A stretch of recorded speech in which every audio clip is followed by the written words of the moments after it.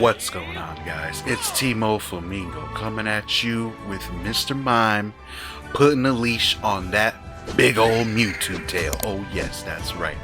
What's better than a Mewtwo 345? It's a Mr.Mime being number 6. I got no idea what I'm talking about. I'm playing. Anyways, so we got the Mimer Boy, one of my favorite supporters in the game, next to Hoopa and your girl Wiggler Tuffer. Anyways, so I'm just in MasterRank enjoying myself. I actually think I had a challenge to do, so I had to bust out the double stack in Mr.Mime. This game isn't incredible in and of itself. This isn't Mr.Mime doing like, 100k damage, putting up insane balling numbers. However, it is a good game, and when you put a Mewtwo and a Mr.Mime together, it kinda gives you Zacian Comfy vibes.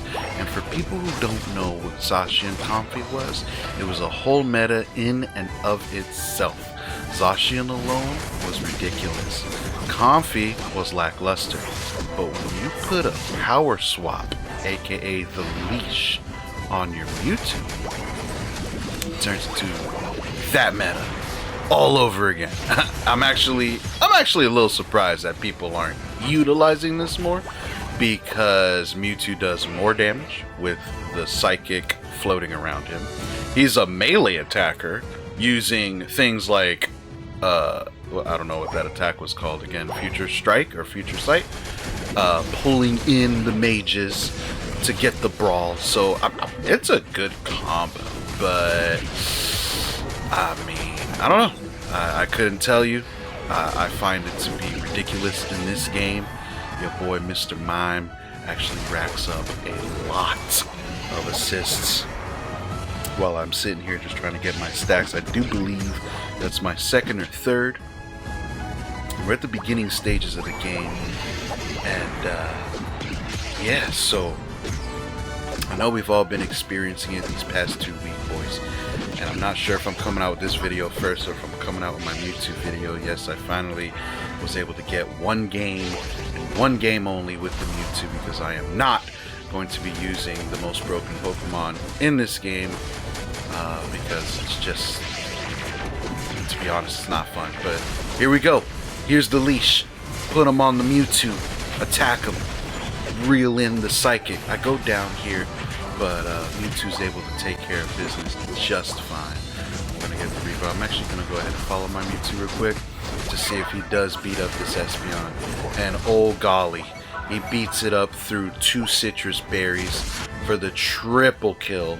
Doesn't matter. Didn't even need my help, boys. It's that broken of a Pokemon, we already know. But here we are. I come to help. I put the leash on him, and he immediately throws down on the mega version of himself on the opposing side. Oh, hi, Sliggoo. Get dropped down. It doesn't matter. Look at this guy, level 10, already with 6.5 minutes left on the clock. I'm a level 7.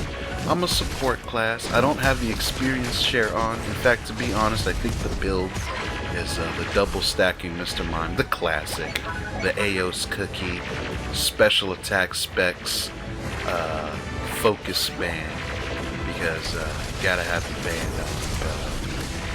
You'll see at the end of the video exactly what build I have on my mind. And this Mewtwo, the opposing Mewtwo, is not having a good day.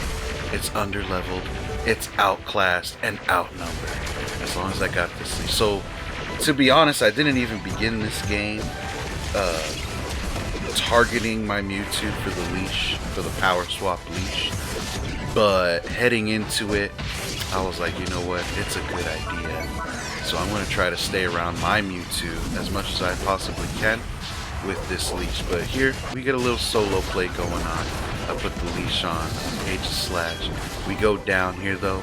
Good defense from the opposing team, but not good enough as we're able to put numbers up. Aegislash, nice overkill with a 4 straight right there. So as you already know, Your boy has to hit level 10 going into the half of the game. We're going to take this blue buff real quick and give a quick checkup on what's going on around the stage. Trevenant looking a little lackluster, sticking by the Mewtwo, trying to take down this Goodra.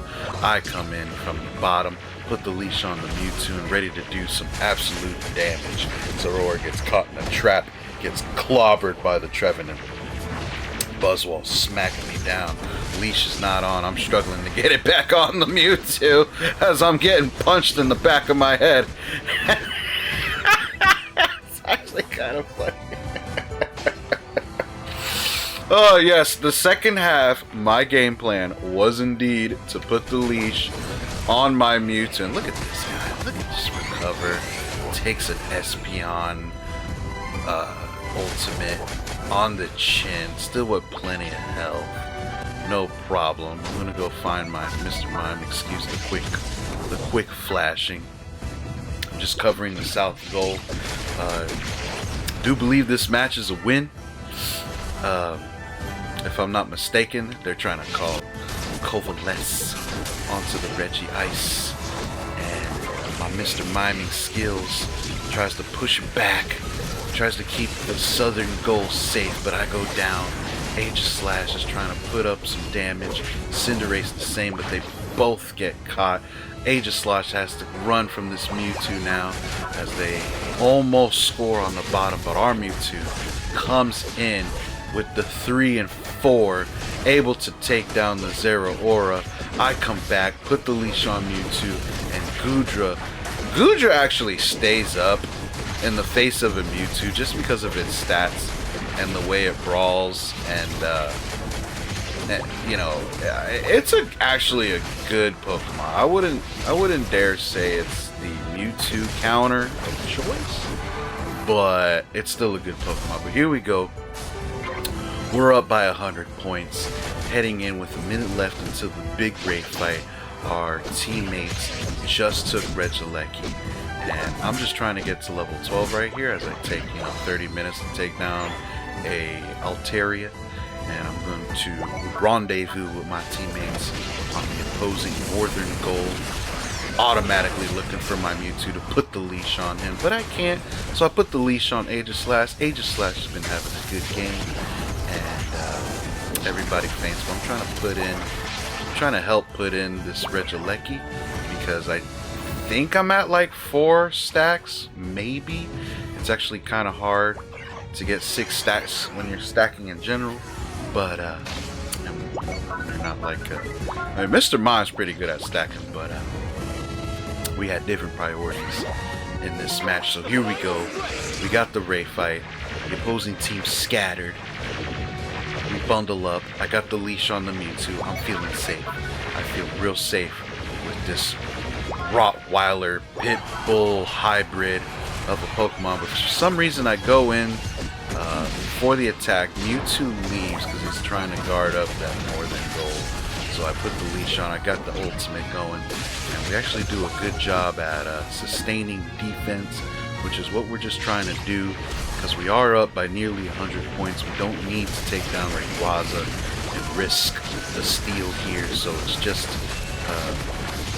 a game of keep away. I go down, but Mewtwo stays up and handles 3 guys almost by his lonesome. Cinderace trying to get some damage in there, some defense. Trevenant is back in the game, pushing away the Espeon. I'm still down for quite a bit. Mewtwo, like a sentinel, needs a bit of help here, so he will return. And Aegislash is trying to 1v1 this Buzzwole, and now we're at less than a minute.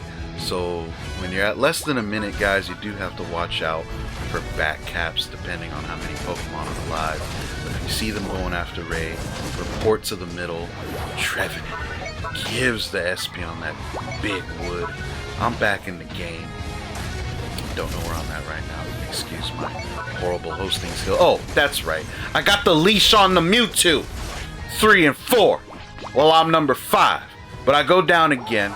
It's all good, though. There's only 20 seconds left on the clock. They were able to score up top. And I think I finally remembered how this game went down.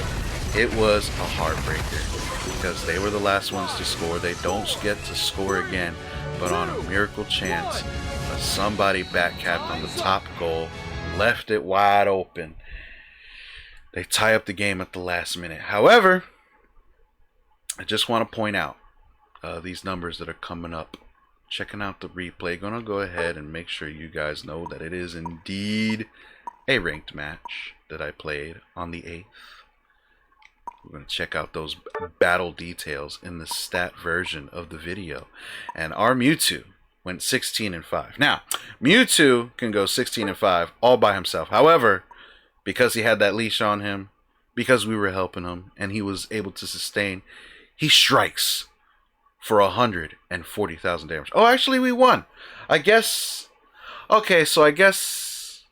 I'm not sure. I thought it was the last team to score. And if they tied up that score, with that score, then they win.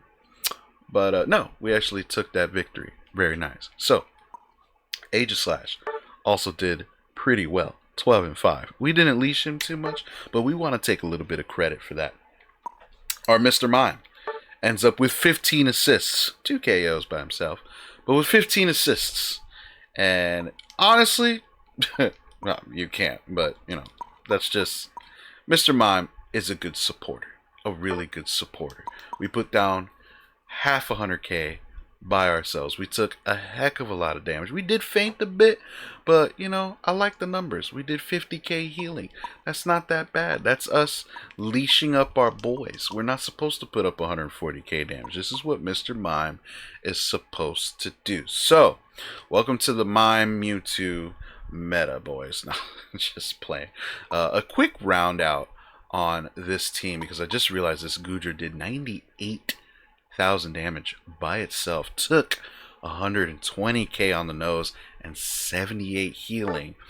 We did see earlier in that segment, as we see that it went 7-11 on its own.